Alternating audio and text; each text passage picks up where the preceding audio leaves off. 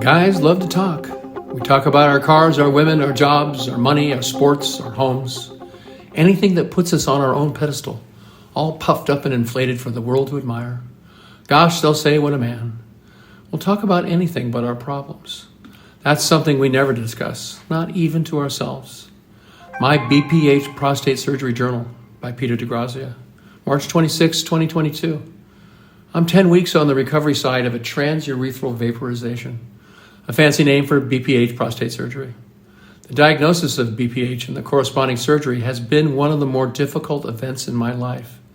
It is my hope that this journal will bring understanding and information to senior men, prospective patients, and those in recovery who have questions, suspicions, fears, and perhaps even confessions about the process. I want you to know that you're not alone, that there's a community of men just like you who have gone through or are going through BPH prostate surgery. Your life is going to change. You can do this. It was 4 months ago my bladder and I had this falling out.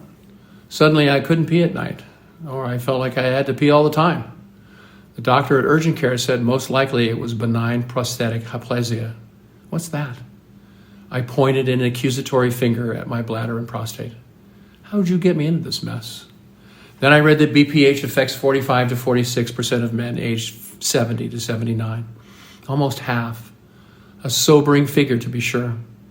I'd love to tell you that I carefully researched and weighed out my options, but to be honest, I was afraid of what I might find. Horror stories of surgeries gone wrong. My advice is to ask questions.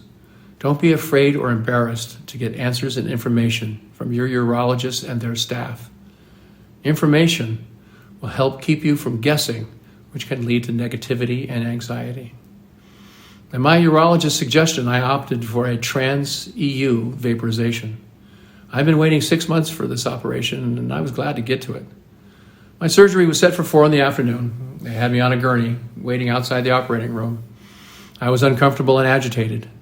Luckily, they gave me a lavender-scented swatch to sniff. This will help calm you down. I was glad for the lavender and stuck it under my nose and inhaled deeply. Suddenly, it was my turn. They wheeled me into the operating room.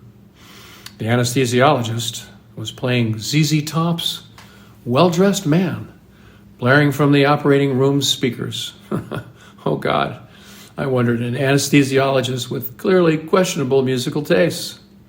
Mercifully, he turned and asked me what I had. My last meal was at an Italian restaurant, and before I could say spaghetti carbonara, I was out cold. I woke up in a world of hurt. Please, dear God, get me off this table. By the next morning, I was tired and exhausted. I just wanted to go home. Before that can happen, the catheter must be removed. Upon removal, I was told to pee. Great. One thing I haven't been able to do properly in months, and now I'm supposed to pee. My attempt to urinate was immediately sharp and painful. No way this was going to work.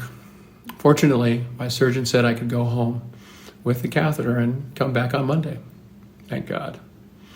My friend Joanna drove me home, and I was glad to be there. In my own bed, the weekend consisted of keeping a watchful eye on the catheter. Well, I will say I was thrilled to be urinating freely and without pain or restraint. A last hurrah before having to pee on my own. Monday, I returned to the urology center, where a nurse practitioner, wonderful lady, removed the catheter. She was so very positive and sympathetic. You're going to go, she declared with a gentle authority. You'll see. Amazing what a kind word and positive reinforcement will do. The first 4 weeks of recovery belong to your doctor's instructions.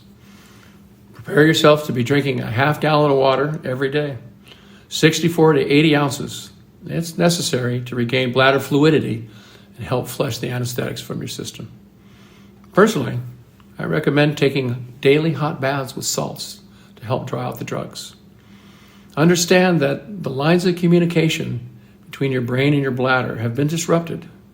They need rest and time to reorient themselves. You'll get there. Your body is doing its best to recover. So take it easy. You've been through a lot. Avoid negativity. It doesn't help. I found that acupuncture 1 hour once a week to be of an immense benefit to my health and psyche, before and after surgery. If acupuncture isn't for you, then I suggest massage therapy. Aromatherapy has been a great help to getting to sleep at night. There are several inexpensive diffusers available. Start with a bottle of essential lavender oil. The best suggestion I can offer is to purchase a red rubber hot water bottle. Forget the high tech. This oldie but goodie will be your best friend. Now be prepared. Urination is going to be uncomfortable because of what your urethra has been through. It's going to burn. If you've ever had a bladder infection, you'll know the rather painful sensation. Painful, but bearable. After a while, I started to get a correlation between drinking and peeing. It helped me to plan things like food shopping, which I do early in the morning, while I still hadn't started to drink in earnest. In the middle of the day, sometimes I pee 4 times in 1 hour. You're not going to get far from home, so plan accordingly. 7 weeks from surgery, and something is happening. I'm making progress. I can feel it. My urethra is mending, getting better. The harsh and stinging I felt while urinating has subsided considerably. At 9 weeks out, I'm happy to say my bladder and I are more or less on the same page.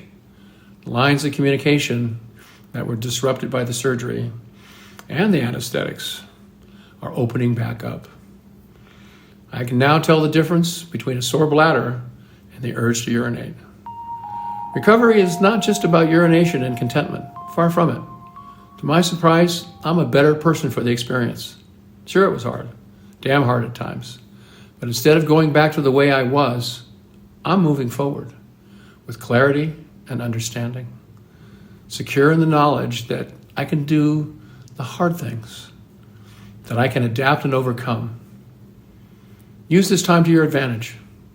Take this time out for sober reflection to look inward and find your better self.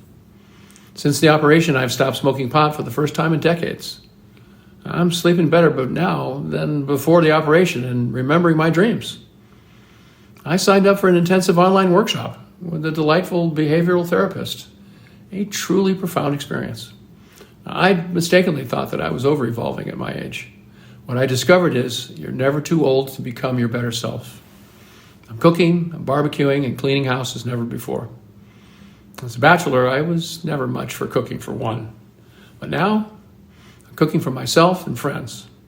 I'm reading books that have been on the shelf for years, switched to non-alcoholic beer, and I stroll through the neighborhood, taking time out to get to know my neighbors better. I spend the hour before bed reading and listening to music instead of watching TV. The seriously odd thing is, I'm enjoying it immensely. Go figure. In facing difficult obstacles like BPH surgery, we learn about ourselves and hopefully find the strength and courage to forge ahead, to forge a better life, a life filled with promise and hope. Is this not the promise of living on the planet? That we can persevere and evolve? I believe that now. I'm hoping that you found in my journal some answers to your questions and perhaps found the hope and illumination I promised. Thank you for listening, and be well. Peter de Grazia.